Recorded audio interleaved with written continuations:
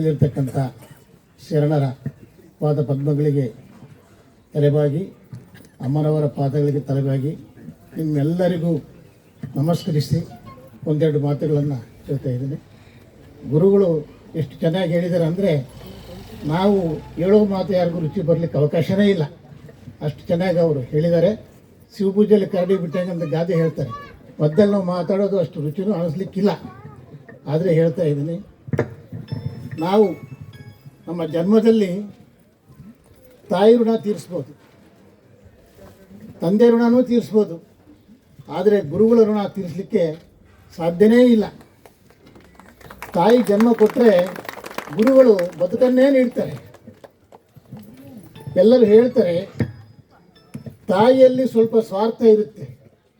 ಏನು ಸ್ವಾರ್ಥ ಅಂದರೆ ನನ್ನ ಮಗ ದೊಡ್ಡವನು ಆಗಬೇಕು, ದೊಡ್ಡ ಸಂಪಾದನೆ ಮಾಡಬೇಕು, ಆಮೇಲೆ ನನಗೇನಾದರೂ ವೃದ್ಧಾಪ್ಯ ಬಂದಾಗ ಸ್ವಲ್ಪ ಅನ್ನ ಹಾಕಬೇಕು ಅಂತ ಬಯಸ್ತಾಳೆ ತಾಯಿ. ಸ್ವಲ್ಪ ತಪ್ಪೇನಿಲ್ಲ.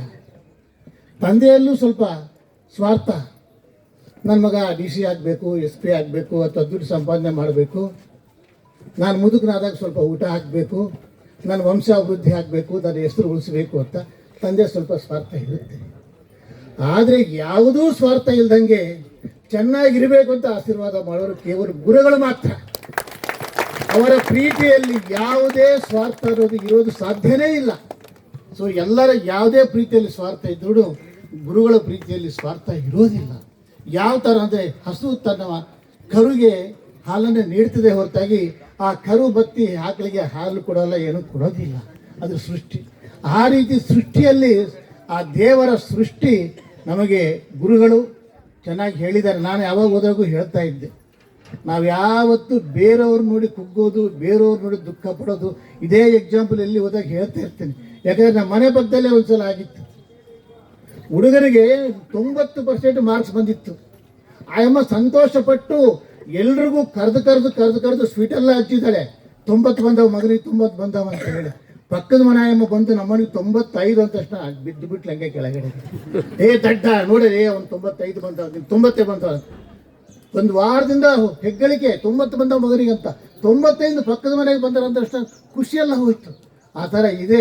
ಅದಕ್ಕೆ ಏನು ಹೇಳಿದ್ರು 4 ಗುಣಗಳನ್ನು, ಅದರಲ್ಲಿ ನಾವು ನಿರ್ಗುಣದ ಭಕ್ತಿಯನ್ನು ಇಟ್ಕೊಂಡು ಮುಂದೆ ಹೋಗ್ಬೇಕಂತ ಹೇಳ್ತಾ, ಮಾತೆಯವರು ಯಾವತ್ತೂ ಕೂಡ ಅವರ ಅಭಿಪ್ರಾಯ, ಅವರ ಆಶೀರ್ವಾದ ನಮಗಿದೆ. ಅದೇ ರೀತಿ ಗುರುಗಳ ಆಶೀರ್ವಾದ ಕೂಡ ನಮಗಿರಬೇಕು ಅಂತ ಬಯಸುತ್ತಾ, ಎಲ್ಲರಿಗೂ ಒಳ್ಳೆಯದಾಗಲಿ ಅಂತ ಮತ್ತೊಮ್ಮೆ ಬಯಸುತ್ತಾ, ಎಲ್ಲರೂ ಕೂಡ ಗುರುಗಳನ್ನು ನಾವು ಗುರ್ತಿಟ್ಕೋಬೇಕು. ಇದಕ್ಕಿದು ಆಂಧ್ರ, ಆದರೂ ಕರ್ನಾಟಕದ ಇತಿಹಾಸ ಅಂದರೆ ಮಠಗಳ ಇತಿಹಾಸ ಎರಡೂ ಒಂದೇ. ಮಠಗಳ ಇತಿಹಾಸವನ್ನು ಬಿಟ್ಟರೆ ಕರ್ನಾಟಕದ ಇತಿಹಾಸ ಇರೋದಿಲ್ಲ. ಎಲ್ಲ ರೀತಿಯ ದಾಸೋಹಗಳು ಮಠದಿಂದನೇ, ವಿದ್ಯಾ ಭಕ್ತಿ ಎಲ್ಲ ಅನ್ನದಾಸೋಹ, ವಿದ್ಯಾದಾಸೋಹ ಎಲ್ಲ ತ್ರಿವಿಧ ದಾಸೋಹಗಳು ನೀಡ್ತಾ ಇದ್ದಾರೆ. ಅದೇ ರೀತಿ ನಾವು ಕೂಡ ಮಠಗಳನ್ನು ಬೆಳೆಸಬೇಕು. ನಾವಷ್ಟು ನಾವು ಬದುಕಿದ್ರೆ ಅಲ್ಲ. ನಮ್ಗೆ ಯಾವುದೇ ರೋಗ ಬಂದರೆ ಕಣ್ಣು ಡಾಕ್ಟರ್ ಹತ್ರ ಹೋಗ್ತೀವಿ, ಕಣ್ಣು ಬಂದರೆ ಹಲ್ಲು ಬಂದರೆ ಹಲ್ಲು ಡಾಕ್ಟರ್ ಹತ್ರ, ಹೃದಯ ನೋವು ಬಂದರೆ ಹೃದಯ ಡಾಕ್ಟರ್ ಹತ್ರ ಎಲ್ಲ ಹೋಗ್ತೀವಿ. ಆದರೆ ಈ ಸಮಾಜಕ್ಕೆ ಜಾಡ್ಯ ಬಂದರೆ ಎಲ್ಲ ಸರಿ ಮಾಡೋ ಡಾಕ್ಟ್ರು ನಮ್ಮ ಗುರುಗಳೇ. ಅದಕ್ಕಾಗಿ ನಾವೆಲ್ಲರೂ ಮಠಗಳನ್ನು ಬೆಳೆಸಬೇಕು, ಗುರುಗಳನ್ನು ಪೂಜಿಸಬೇಕು, ಅಭಿಮಾನಿಸಬೇಕು, ಎಲ್ಲ ಮಾಡಬೇಕು. ಜೊತೆಗೆ ಮಠಗಳನ್ನು ಕೂಡ ಅಭಿವೃದ್ಧಿ ಮಾಡಿದ್ರೇ ಮಠಗಳು ಜನರಿಗೆ ಸೇವೆ ಮಾಡಲಿಕ್ಕಾಗುತ್ತೆ ಅಂತ ಎಲ್ಲ ಹೇಳಿ, ಮತ್ತೊಂದು ಸಲ ಗುರುಗಳ ಪಾದ ಪದ್ಮಗಳಿಗೆ ವಂದಿಸಿ, ನಾನು ನಿಮ್ಮೆಲ್ಲರಿಗೂ ವಂದಿಸಿ ನನ್ನ ಮಾತನ್ನು ವಿರಾಮ ಕೊಡ್ತಾ ಇದ್ದೀನಿ. ನಮಸ್ಕಾರ.